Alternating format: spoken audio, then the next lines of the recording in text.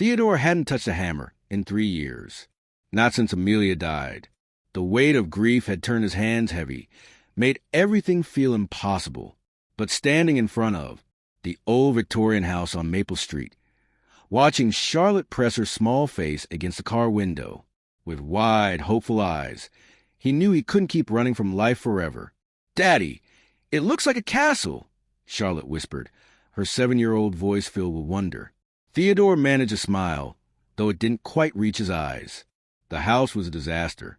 Peeling paint, the color of faded dreams, a sagging porch that groaned warnings with every gust of wind. Windows so dirty they looked like they were weeping. But it was theirs. And maybe, just maybe, fixing it would help fix the broken pieces inside him too. "Then let's make it our castle, sweetheart," he said, opening her door.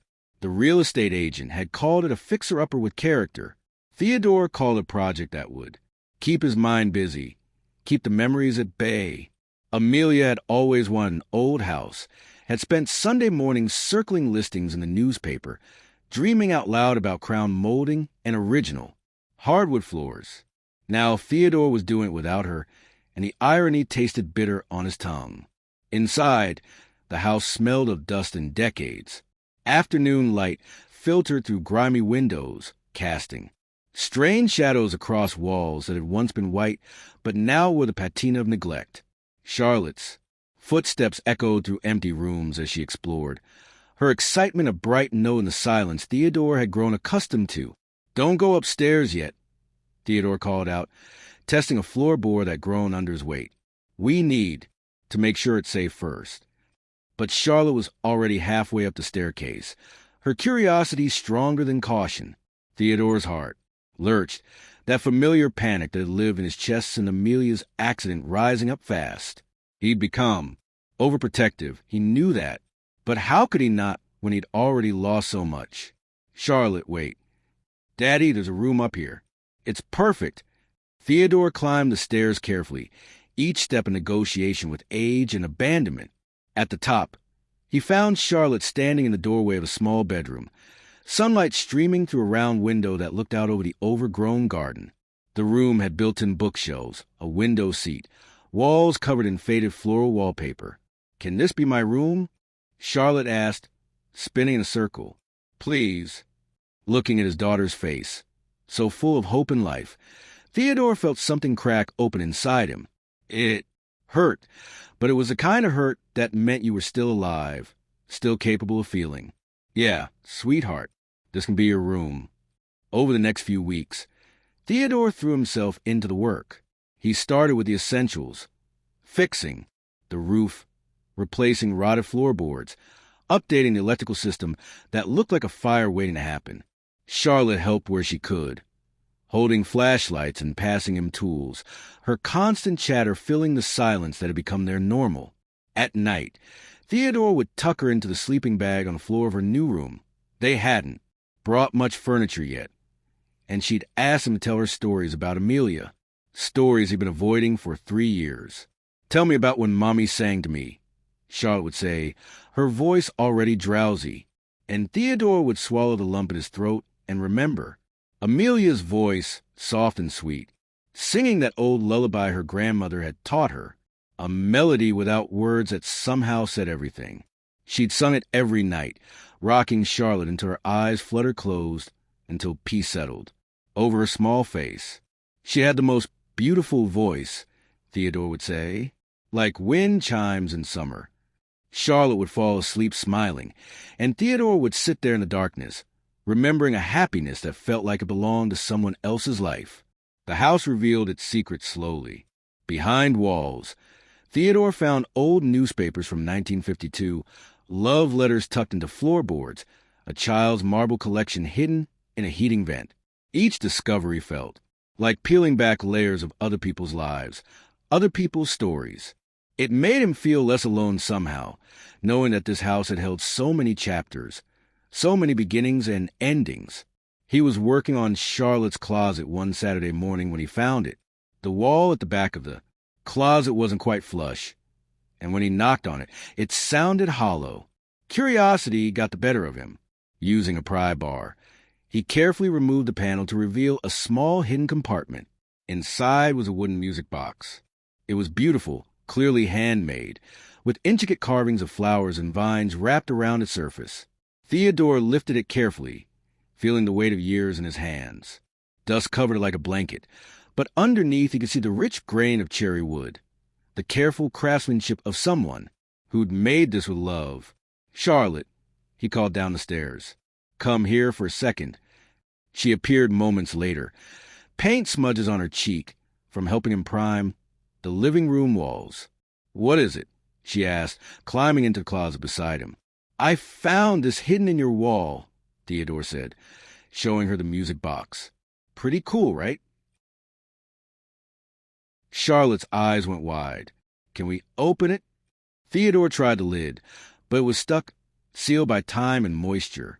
He didn't want to force it and risk breaking whatever mechanism was inside. Instead, he turned it over, looking for a key or a way to wind it. On the bottom, barely visible under years of grime, was an inscription. He carried the box to the window where the light was better and rubbed away the dirt with his thumb. The words emerged slowly. "For Emma, who taught me that love never ends. MH 1965. "What does it say?" Charlotte asked, pressing close. Theodore read it aloud, feeling an unexpected tightness in his chest. Someone had loved Emma enough to carve those words, to hide this box like a treasure. What had happened to them? Why was it hidden in a wall? "Can we fix it?" Charlotte asked. "I want to hear the song." Theodore wasn't sure why it mattered, but suddenly he wanted to hear it too. That night, after Charlotte was asleep, he sat at the kitchen table under the single bulb hanging from the ceiling and worked on the music box. He cleaned it carefully, oiled the hinges, gently worked the mechanism until finally, with a soft click, the lid opened. Inside was a small compartment lined with faded blue velvet, but no key, nowhere to wind it. Theodore turned it over again, examining every inch until he found it. A tiny keyhole on the side, almost invisible, among the carved flowers. The key must have been lost decades ago. Theodore tried a few small keys he had lying around, but nothing fit. He was about to give up when he remembered the old skeleton keys he'd found in the basement, rusted things that looked like they belonged to a different century. It took him an hour to try them all, and he was down the last 3 when one of them slid home. It turned with resistance at first, grinding against years of disuse, but then it moved smoothly. Theodore held his breath and wound the mechanism, feeling it catch and tighten. Then he let go. The first notes filled the kitchen, thin and wavering but unmistakable. Theodore's breath stopped. His heart stopped, because the melody drifting from that old music box was the same lullaby Amelia used to sing, the same wordless song that had filled their house every night for 7 years, the same tune that still played in his dreams. It wasn't possible. It couldn't be. But the music continued, each note identical to the melody Amelia had hummed while cooking dinner, while folding laundry, while rocking their daughter to sleep. The melody her grandmother had taught her, that her grandmother's mother had taught her, passed down through generations of women in her family. Theodore's hand shook as he held the music box, tears streaming down his face before he even realized. He was crying. How was this here? In this house? In the wall of the room that would become his daughter's bedroom? He thought about Amelia, about how she'd circled this very house in the newspaper 3 months before. The accident, how she'd driven by it on her lunch break, had come home talking about the porch and the garden, and the feeling she got just looking at it. She wanted to call the agent, but they'd decided they weren't ready yet, that they'd wait another year. Except they never got that year. Theodore sat there as the music box played, the melody wrapping around him like Amelia's arms. He didn't believe in signs or fate or cosmic coincidences, but this felt like something beyond explanation. In a house full of secrets, he'd found the one thing that connected him back to the woman he'd lost. The song ended, winding down to silence. Theodore sat in the quiet kitchen, feeling something shift. Inside him, for 3 years, he'd been so focused on the pain of losing Amelia that he'd forgotten the joy of having loved her. This melody, this impossible gift, reminded him that love didn't end just because life did. The next morning, Charlotte found him asleep at the kitchen table, the music box cradled in his arms. "Daddy?" she said softly, shaking his shoulder. Theodore blinked awake, momentarily disoriented. The music box was still there, solid and real in his hands. "I got it working," he said, his voice rough with sleep and emotion. "Do you want to hear it?" Charlotte nodded eagerly, climbing into the chair beside him. Theodore wound the key and let the music play. He watched his daughter's face as a familiar melody filled the room, watched as recognition dawned in her eyes. "That's Mommy's song," she whispered, her voice filled with wonder. "Yes," Theodore said. "It is. But how?" "I don't know, sweetheart. I really don't know." Charlotte was quiet for a moment, listening as the music box played. Then she said something that broke Theodore's heart and healed at the same time. "Maybe Mommy left it here for us to find. Maybe she knew we'd need to remember." Theodore pulled his daughter close, breathing in the scent of her strawberry shampoo, feeling her warm and alive in his arms. Maybe Charlotte was right. Or maybe it was just an impossible coincidence. The universe's way of reminding him that beauty still existed in the world, that connections could span time and space and loss. That week, Theodore became obsessed with understanding the music box's history. He started researching the house's previous owners, spending his evenings at the local library going through old records and newspapers. The house had been built in 1948 by a family named Henderson. It had changed hands several times over the decades, but tracking down information about everyone who'd lived there proved difficult. Then he found it, an obituary from 1966 for Emma Henderson, age 68, survived by her daughter Margaret. The obituary mentioned that Emma had been known for her beautiful singing voice, had led the church choir for 20 years, had taught music to children in the neighborhood. Theodore's hands trembled as he read. Emma Henderson had died in 1966, just 1 year after the music box had been inscribed. Who was M.H.? Her husband? A son? The obituary didn't mention other family members. He dug deeper, going through marriage records and birth certificates. Emma had married Michael Henderson in 1920. Michael had died in 1965, the same year the music box was made. Theodore sat back in a hard library chair, pieces falling into place. Michael had made the music box for Emma before he died, had hidden it for her to find. A final love letter carved in wood and music. But had she ever found it? Or had she died not knowing it was there, waiting behind a wall? The librarian, Mrs. Chun, noticed him sitting there with tears in his eyes and brought him a cup of coffee. "You okay, dear?" she asked kindly. Theodore told her about the house, the music box, the impossible connection to Amelia's lullaby. Mrs. Chun listened, her weathered face soft with understanding. "Emma Henderson was my piano teacher," she said quietly. "She was a wonderful woman. That song, the one without words, she taught it to all her students. Said it was passed down in her family from Ireland, that it was older than memory itself." Theodore stared at her. "She taught it to her students?" "Oh, yes. Must have been 30, 40 children over the years. She said music was meant to be shared, that songs were how we passed love forward through time." Mrs. Chun smiled. "Your wife must have learned it from someone Emma taught. That's how these things travel, hand to hand, heart to heart, across generations." Theodore drove home in a daze. Amelia's grandmother had grown up in this town. She would have been the right age to have taken lessons from Emma Henderson. The melody had traveled from Emma to Amelia's grandmother, to Amelia, to Charlotte, and now, impossibly, it had circled back to this house, to the very room where Emma once lived. It was a story of connection that spanned decades, a song carried by women who'd never known how far their voices would reach, who'd never known the comfort their melody would bring to a broken man and his daughter trying to rebuild their lives. That evening, Theodore called Charlotte into the living room, where he'd set up the music box on the mantel. He'd cleaned it until the cherry wood gleamed, had polished the carved flowers until they looked new again. In the golden light of sunset, it was beautiful. I found out about the music box, he told her, sitting on the floor so they were eye level. He explained about Emma and Michael Henderson, about the song that had been passed down through teachers and students, about how Amelia's lullaby had actually started in this very house decades before either of them were born.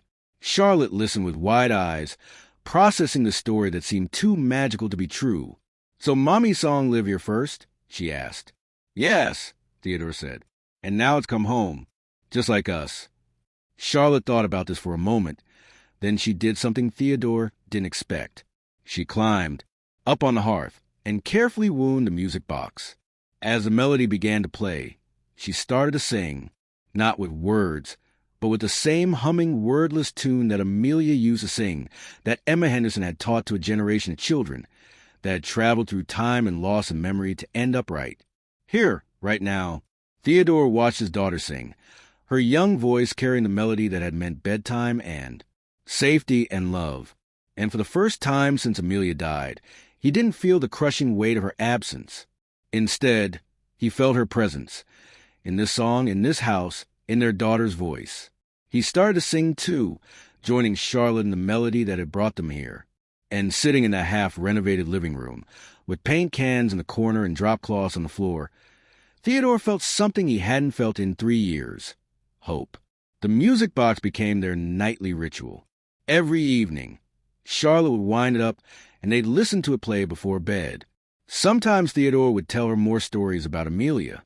Sometimes they'd sit in comfortable silence, letting the music speak for them. And slowly, painfully, beautifully, they began to heal. The house came together piece by piece. Theodore fixed the porch, replaced the windows, sanded and refinished the hardwood floors that had been hiding under decades of carpet. He painted walls and hung new light fixtures and planted flowers in the garden where Emma Henderson had probably once planted flowers too. Charlotte's room became a sanctuary. Theodore built her new bookshelves, painted the walls a soft lavender she'd chosen herself, and installed a cushion on the window seat where she could read and dream. The music box sat on her dresser, a constant reminder of the mystery that had changed everything. Neighbors started noticing the transformation.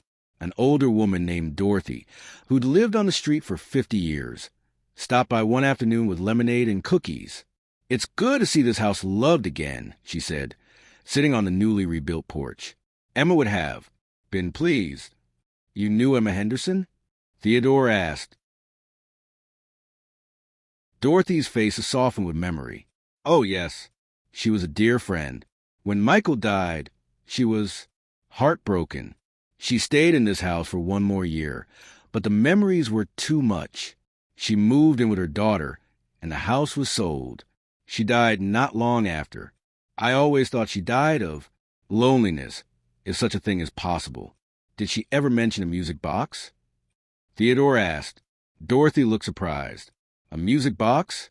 No, I don't think so." "Why?" Theodore told her about finding it hidden in the wall. Dorothy's eyes filled with tears. "Michael must have hidden it before he died," she said softly. "Emma used to sing all the time, in the garden, while cooking, just humming that beautiful melody she loved. When Michael got sick, the music stopped. She couldn't bear to sing anymore. He probably made that box hoping it would bring the music back to her, but she never found it." Theodore felt profound sadness for Emma and Michael, for a love letter that never got delivered, for music that was silenced too soon.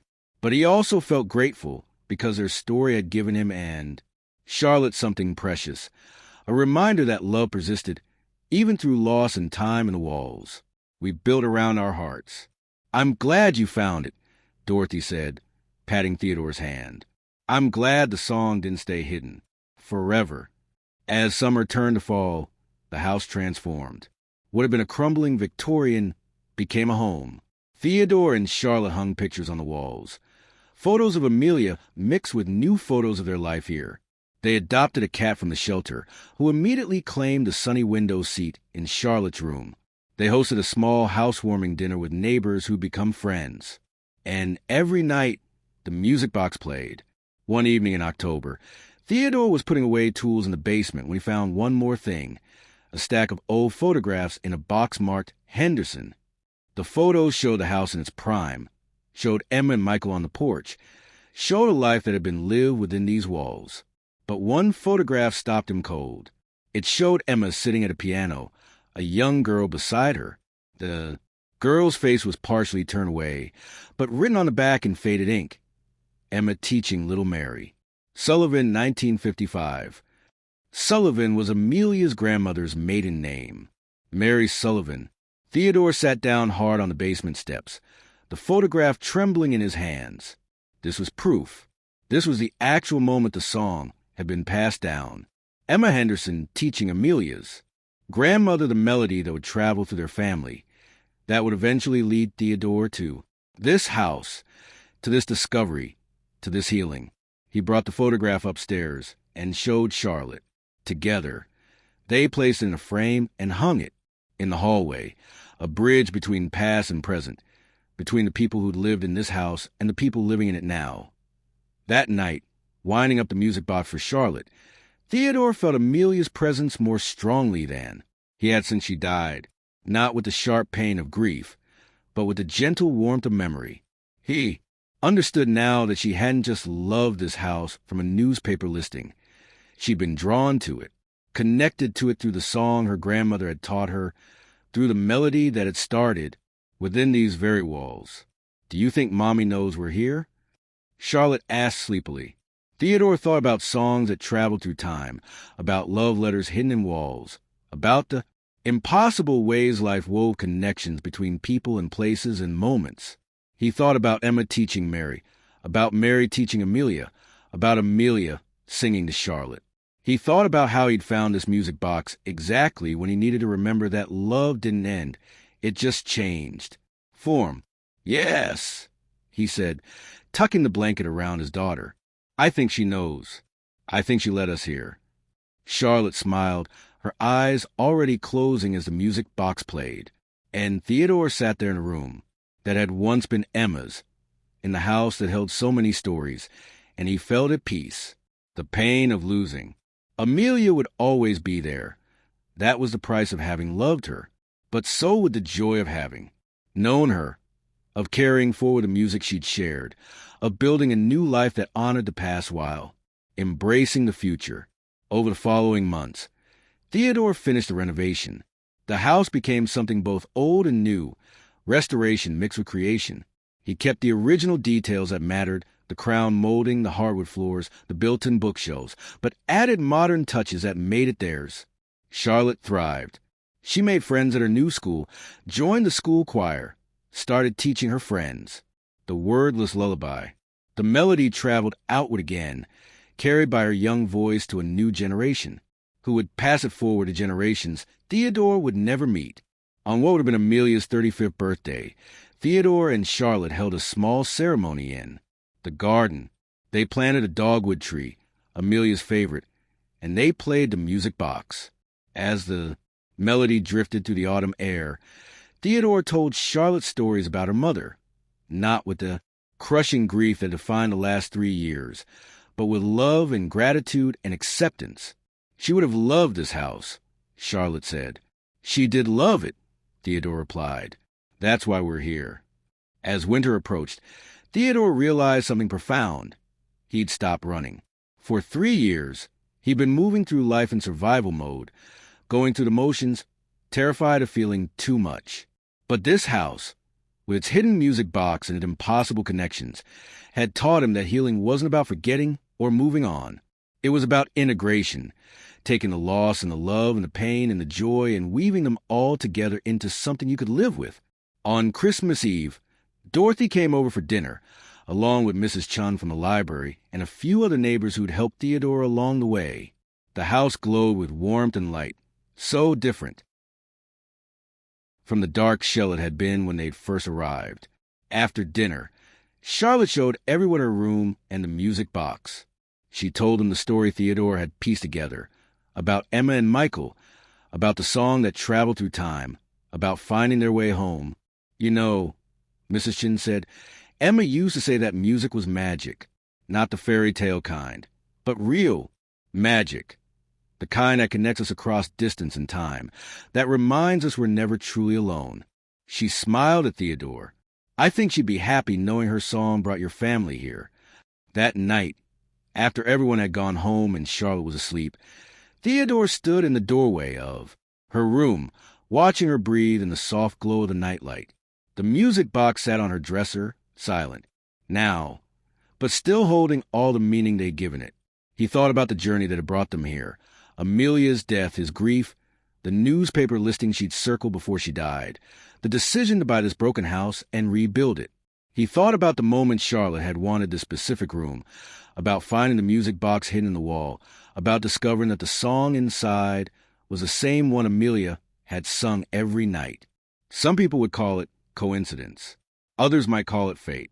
Theodore simply called it grace, the universe's way of showing him that love never truly ended. It just transformed into something new. A melody passed through generations. A music box hidden for decades. A daughter who needed a home and a father who needed to remember how to live. The house had given him all of that. It had given him back his grief, but in a form he could hold, had shown him that healing didn't mean forgetting, that moving forward didn't mean leaving Amelia behind. She was here in this melody, in their daughter's voice, in every board he'd replaced and every wall he'd painted with care. Standing in that doorway, Theodore finally understood what Emma Henderson's student had written in that old obituary he'd found at the library. She taught us that music never dies, and neither does love. Both simply wait for someone to pass them forward. Theodore had spent 3 years locked in his pain, unable to see beyond the loss. But Charlotte had needed more. She needed him to show her that life continued, that joy could coexist with sorrow, that their family wasn't ended, just changed. This house, with all its secrets and connections, had forced him to rebuild more than just walls and floorboards. It had made him rebuild himself. He walked downstairs to the living room where he'd set up a small Christmas tree, decorated with ornaments Amelia had collected over the years, and new ones Charlotte had made at school.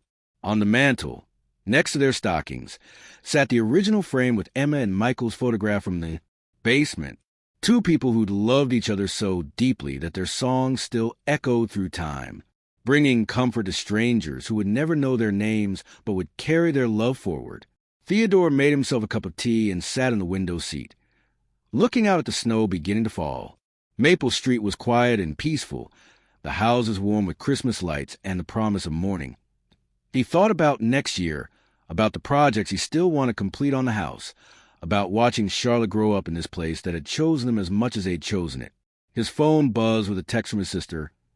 "Merry Christmas. Amelia will be so proud of you." Theodore smiled, tears pricking his eyes. Yes, she would be, not because he'd stopped grieving or moved on, but because he'd found a way to carry her forward. In this house, in this melody, in the way he was, teaching Charlotte that love could survive anything, even death. He finished his tea and went upstairs. In Charlotte's room, he quietly wound the music box one more time. The familiar melody filled the space, that wordless song that held so much meaning.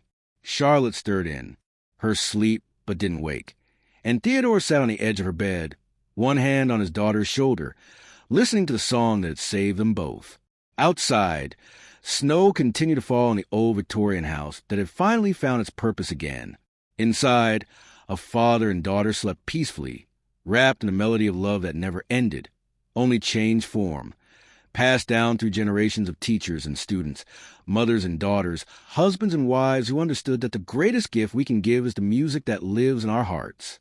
The music box wound down to silence, but the song continued, as it always would, carried forward by everyone it touched, traveling through time on the breath of those who loved enough to sing it. If this story touched your heart or reminded you that healing is possible even after the deepest loss, I'd love to hear from you. Where are you watching from tonight? What lesson did this story teach you about love, loss, or second chances? Have you ever found something that connected you to someone you've lost in a way that felt like more than coincidence? Share your thoughts in the comments below. And if you believe in the kind of connections that span time and distance, that remind us we're never truly alone, please like this video and subscribe to the channel. There are more stories like this waiting. Stories about gentle souls rebuilding their lives one board. One memory, one moment of grace at a time. Thank you for being here. Thank you for listening. May you find your own music box, your own melody that brings you home.